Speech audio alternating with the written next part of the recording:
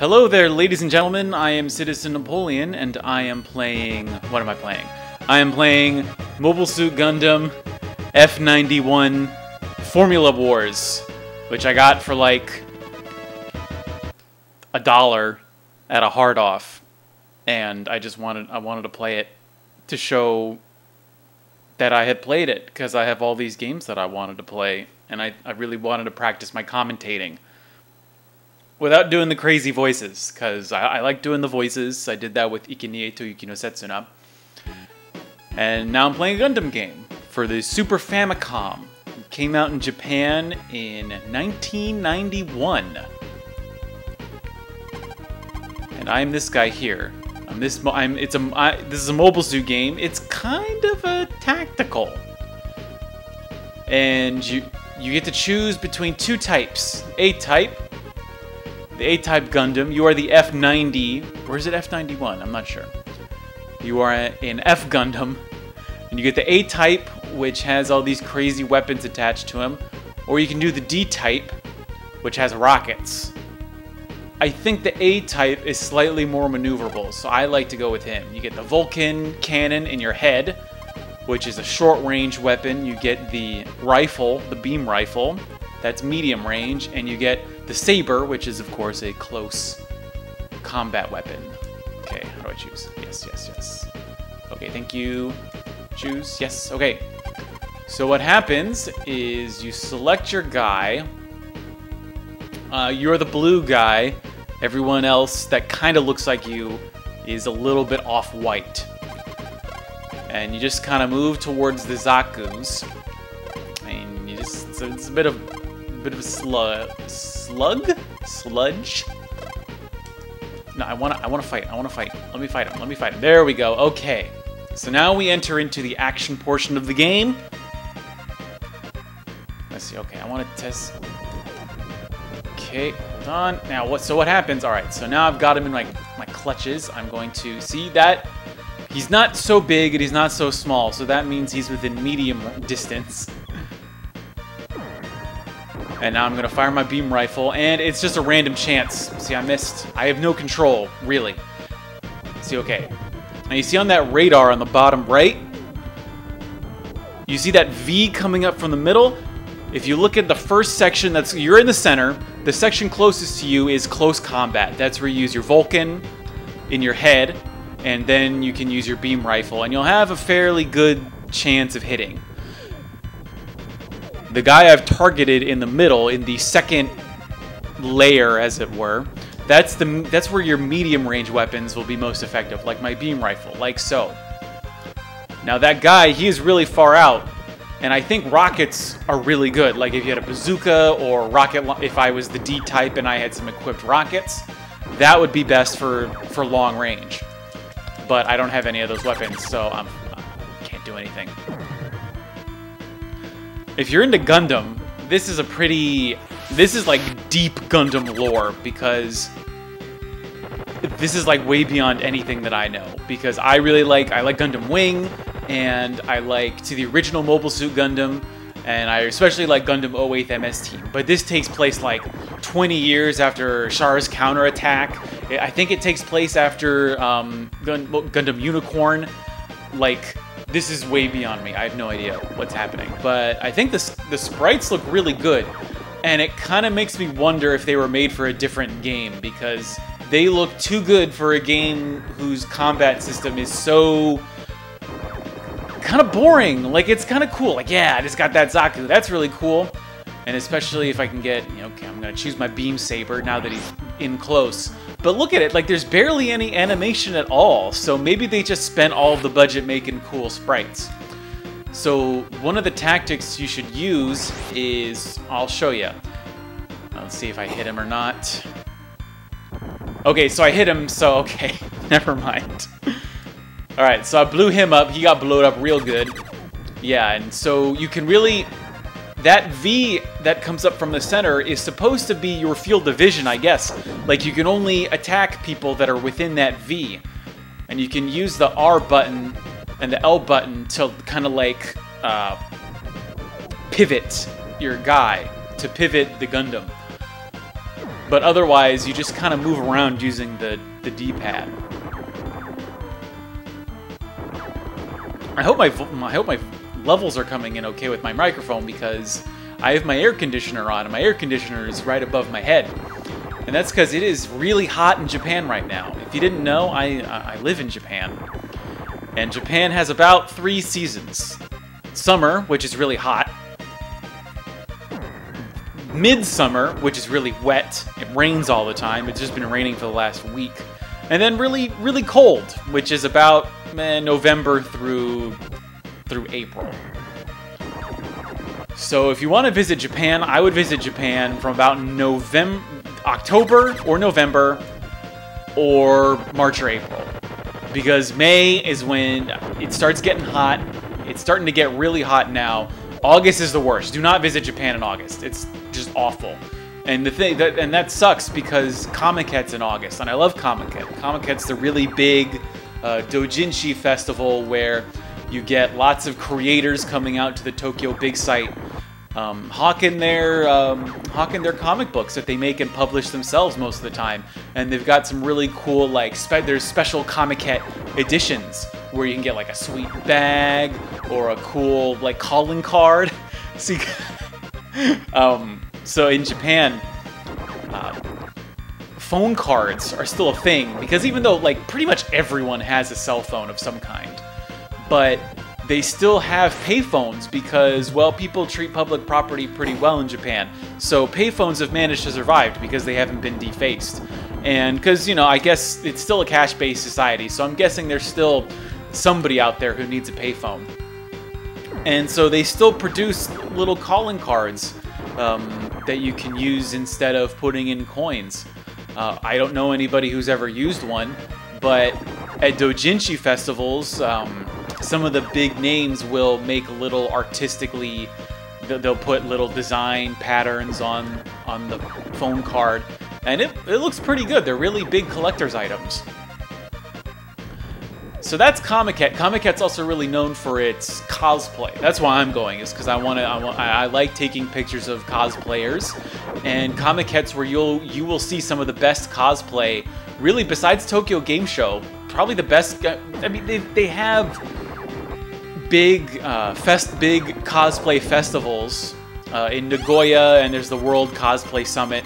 But frankly, for me, the best chance to see cosplay is at Comic-Con. Besides the little local scenes out in Fukuoka where you've got like Comic City, but you just have like really almost professionals. Not necessarily like they make a living off of cosplay, but usually it'll be like models who are really into cosplay, or you know, just people who really dig it, and I really dig them. So now I'm gonna try my beam saber on this Dom. Yeah, I don't really know a whole lot about F90. Like I said before, it was apparently, I think it came out as a movie in 1991. It was originally a manga that came out in 1990, which then got its own movieization a year later. But I've never seen it, and I've never read it, so I don't know anything about it. Apparently, the big thing about the Gundam is that, like, it's a few meters shorter than the main one for Mobile Suit Gundam, the RX-78. But it's got a lot of hard points on it, so it's very versatile. So, like, you got the A-type that you can put in mission-specific weapons. You got the D-type that can be equipped with lots of, like, big guns and so on. Apparently that's a big deal. So the point of this series is I'm going to keep going for either half an hour or until I die, which is very possible because I played this for a few hours today, and man, is it really easy to die in this. Like, just unfairly so. Like, I understand that old games can be pretty hard. Like, Mega Man is that classic example of just old games really love to punch you in the face and did not give a shit about how you felt. But sometimes in cheap games, like literally cheap, when you buy this for like $2 like I did, they can be very annoying, and that's maybe why they're $2, because nobody wants it. And it's also really annoying that you can't really it's all randomly generated, whether you hit or not. It's like, man, you remember Morrowind and how ridiculous that was? That like, okay, I got this sword in my hand. I'm gonna I'm gonna fight this mud crab. I'm gonna slash this mud crab. And you just keep swinging, and it's like, oh, nope, you miss, you miss, you miss, you miss, you miss. And then maybe 1 out of 10 times you'll hit. It's really fucking annoying. Oh, yeah, yeah, yeah. But they can miss you, too.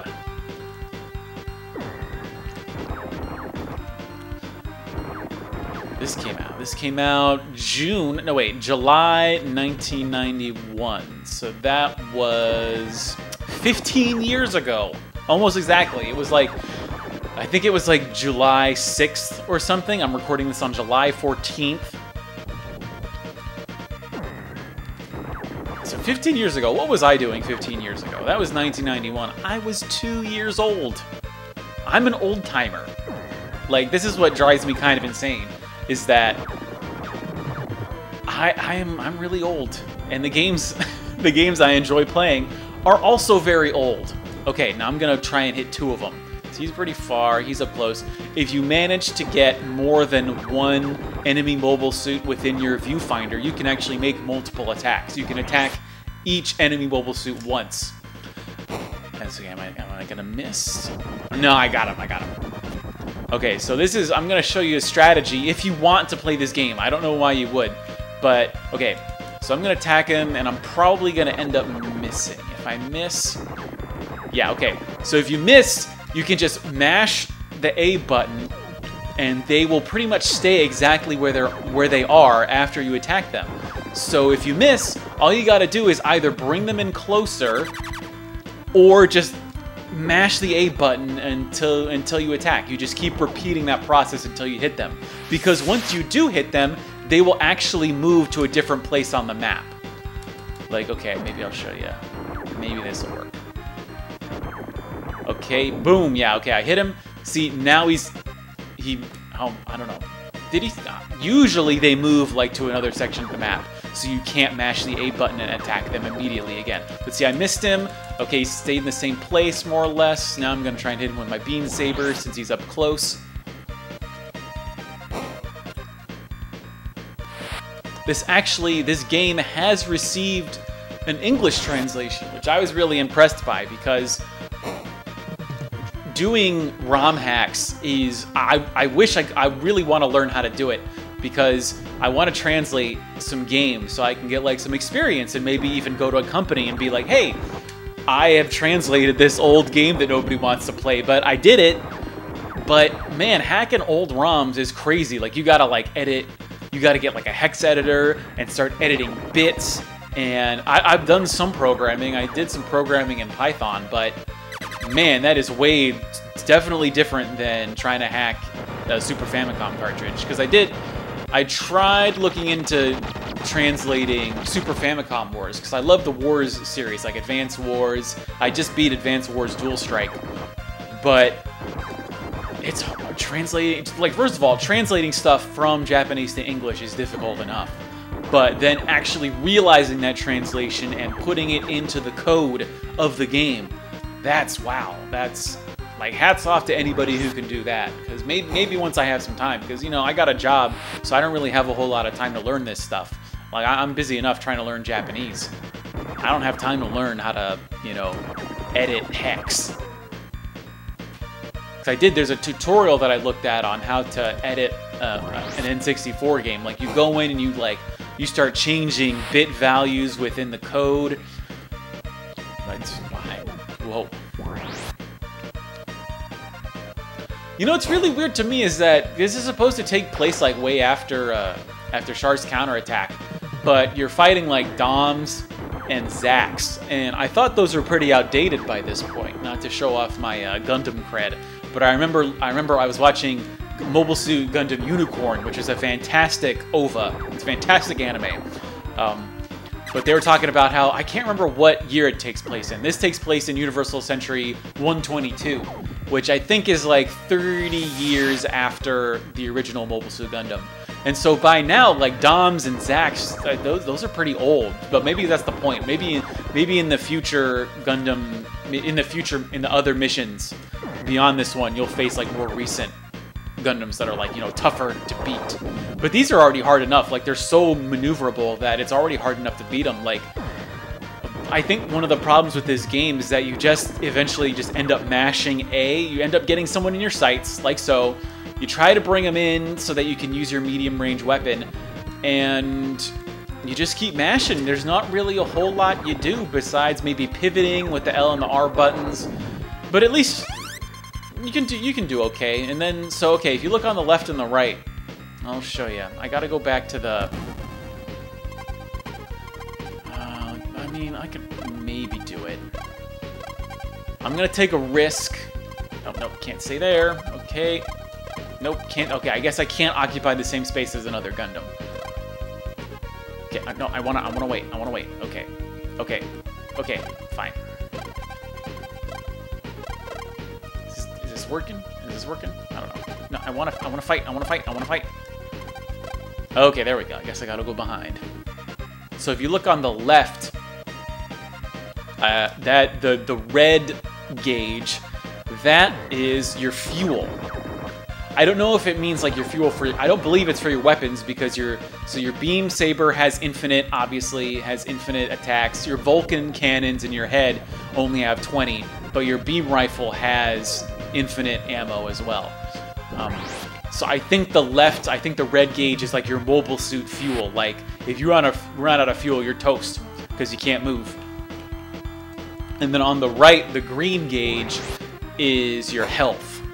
And I believe you can replenish those by going to the ship. I maybe should have mentioned that there's a ship. That's your like home base. Once I get out of this, hopefully I'll be able to show you if this doesn't take forever. And it's classic.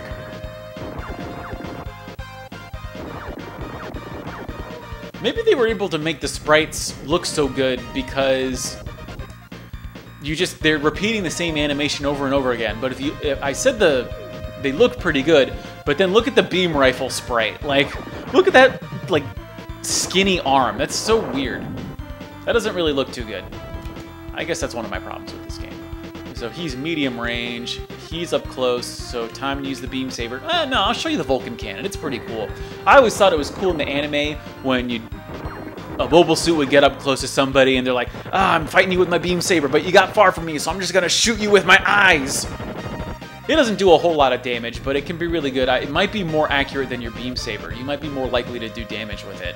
So it's really good if they have like a lot of health. That way you can kind of pepper them with your Vulcan cannon and go in for the kill with your saber. But I like to keep them at range and shoot them with my beam rifle. Yeah, there we go.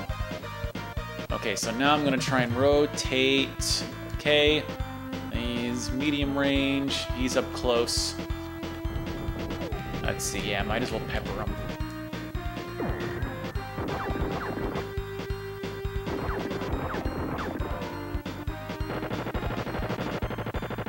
Did I do it? Did I do it? Oh, you missed. He dodged. I don't know if there's... I don't... Because I got to a couple missions ahead of this. I'm playing the first mission right now just so I can show off the beginning of the game. But I know you get different armaments. You can get like a cool machine gun, cool rockets, a cool bazooka in future missions. But I don't know if you... I don't think it's RPG-like at all. I don't think you can really upgrade your pilot. So I think it'd be really nice if you could get like more accurate. I don't know if weapons have different accuracy levels. They definitely do in terms of the range that you're at. But and maybe there's information in the manual, but I, for the life of me, have no idea. I had to figure most of this stuff out on my own. Fortunately, there's a FAQ on GameFAQs that you can check out that lists out the mission. It lists out the missions as well as the controls, which is really helpful to me because I didn't know that you could use left and right to pivot. I just kind of moved around using the D-pad, and I was able to get through a couple missions that way. But it's obviously much more helpful if you can pivot because you're just surrounded on all sides by enemy mobile suits. Now I want to get him in close. No. Okay, oh crap. Uh-oh, throwing a grenade at me. You do end up getting grenades yourself, and they're really good at short range. Uh-oh, I'm almost dead. Ah, crap. Ah, no. Uh-oh, uh-oh. This could be it. Oh, this is it. I'm dead. Okay, that's it. And see, oh god, what really sucks is like, oh, you're dead. Fuck you, game over.